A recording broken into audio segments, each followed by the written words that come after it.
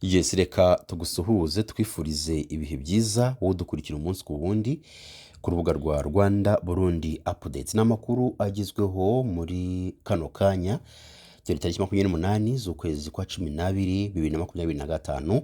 Niba usanzwe udukurikira ari ukaba utarakora subscribe kugira ngo amakuru utegura umunsi ku wundi ujye wabona uri uwa mbere. Ntago bigoye no kureba hasi gato ya video urimo kureba urabona akajambo subscribe kandi aho utirezo gatoya urabona akamenyetso kameze inzogera nako ugakandeho kugira ngo udukurikire umunsi ku wundi.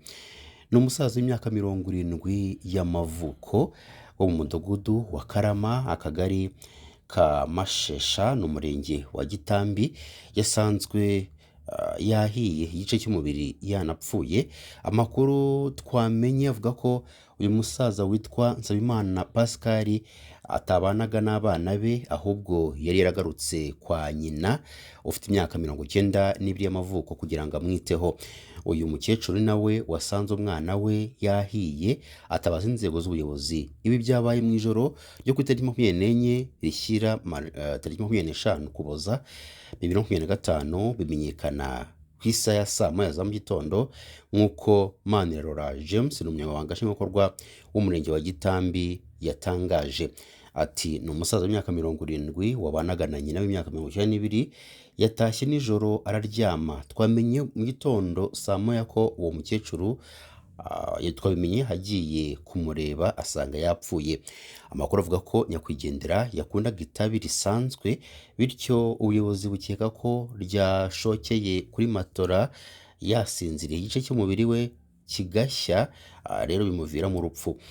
Mu butumwa umunyamabanga nshingwabikorwa w'umurenge yahaye abaturage yabasabye kwirinda ibintu byose byashyira ubuzima bwabo mu kaga. Inzego z'ubuyobozi n'iz'umutekano zagezeyo rero hatangira gukorwa iperereza. Umurambo wa nyakwigendera woherejwe ku bitaro bya Mibirizi gukorerwa isuzuma. Naho ku yindi nkuru yihutirwa twifuza kugezaho muri kino gitondo ni umupolisi uri mu kigero cy'imyaka 22 y'amavuko wari mu kazi mu karere ka Kayonza yagonzwe n'umusore wari utwaye moto yitaba Imana. Polisi y'u Rwanda yongera kwibutsa abantu batwara ibinyabiziga kwirinda umuvuduko ukabije n'uburangare kuko ari bya kenshi bitera impanuka. Iyi mpanuka yabaye ahagana saa 7 z'ijoro mu rukera rwa tariki 23 zishyira 27 Ukuboza 2025 yabereye mu kagari ka Karambi ni mu murenge wa Murundi mu karere ka Kayonza. Umuvugizi wa polisi y'u Rwanda ishami ryo mu muhanda SP Kayigi Emmanuel yatangaje ko uwo mupolisi yari mu kazi yambuka umuhanda ahura na moto yagendaga yiruka mu muhanda w'igitaka. Ati kubera uburyo moto yihutaga cyane yagonze uriya mupolisi arakomereka. Ntabwo yahise apfa, yaje kwitaba Imana ageze ku bitaro bya Faisal ku mugoroba wo kuri uyu wa gatanu. SP Kayigi yavuze ko ibyabaye ari impanuka yaturutse ku muvuduko mwinshi w'uwo musore wari utwaye moto. Yavuze ko uwo motari ubu yajyanywe ku bitaro bya Kanombe mu gihe uwo yarahetse yakomeretse byoroheje we yahise ataha. Polisi y'u Rwanda yihanganishije umuryango wabuze uwabo, ivuga ku mpanuka ziba akenshi ziba zishobora kwirindwa mu gihe abantu bumviye inama bagirwa zirimo kwirinda umuvuduko mwinshi, uburangare n'andi makosa abantu bakorera mu muhanda. Ati ubutumwa dutanga nuko mu gihe cyose umuntu atwaye ikinyabiziga cyane cyane mu muhanda w'igitaka cyangwa se wa kaburimbo ntabwo akwiriye kwirara ahantu hose. Isaha iyo ari yose impanuka ishobora kuba.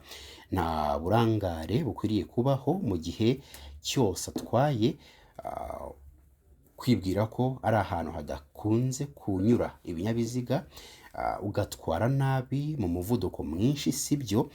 Iyo ari mu muhanda ukwiriye kumenya ko ari wowe atari wowe ukoresha wenyine.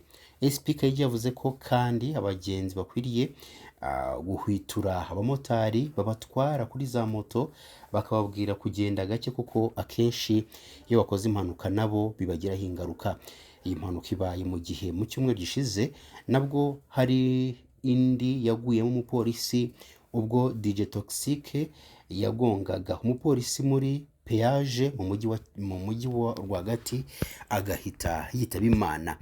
Naho ku yandi makuru twaguteguriye, umugabo yari afite igisa n'umuhoro ndetse gisa n'ibindi n'icyuma yageragezaga kwirukansa abantu ashaka kukibakubita. Rero byaje kugaragara ko uyu mugabo yafite ikibazo cyo mu mutwe nk'uko polisi y'u Rwanda yamaze kubitangaza. Turaje tubagezeho iyi video muraza kwihera amaso. Polisi y'u Rwanda rero yatangaje ko umugabo wagaragaye amenagura ibirahuri by'imodoka mu mujyi wa Kigali yafashwe bagasanga afite ikibazo cyo mu mutwe agahita ajyanwa muri Caraes Ndera. Amashusho yakwirakwijwe ku nkoranyambaga agaragaza umugabo yirukankana abantu asa n'ushaka kubakubita, ageze aho ajya gukubita mu birahuri by'imodoka ziparitse ibintu yari afite bisa nk'icyuma.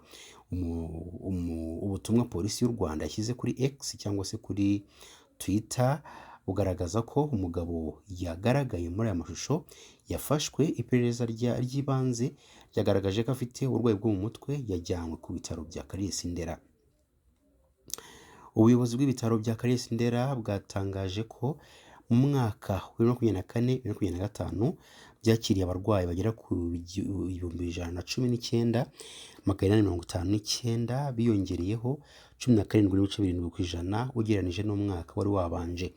Ibitaro bigaragaza ko abakiriwe bafite indwara zo mu mutwe arizo psychiatric cases cyangwa se psychiatric, ni amaterime yo mu kiganga biragoye kuyasoma ariko muratwihanganira.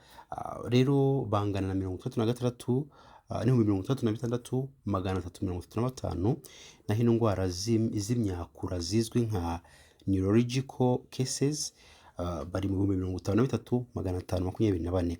Muri Nyakanga 2024 umuyobozi mukuru w'ibitaro bya Caraes Ndera witwa Frere Nkubiri Charire yavuze ko abarwayi bakira bakomeje kwiyongera kandi ko barenze ubushobozi bw'ibitaro ngo kuko barenze 116%.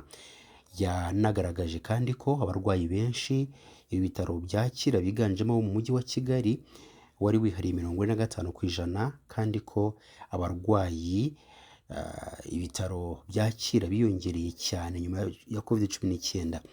Ati ku rwego mpuzamahanga COVID-19 yazamuye uburwayi bwo mu mutwe ku kigero cya 30%, natwe hiyongereyeho mu kigero cya 30%. Ni mu minsi mutobare, ni munsi gato ariko zariyongereye. Indwara z'agahinda gakabije zariyongereye, indwara zo kugira ubwoba zariyongereye ndetse byaranakabije kugereranyije no mu bindi bihe byatambutse.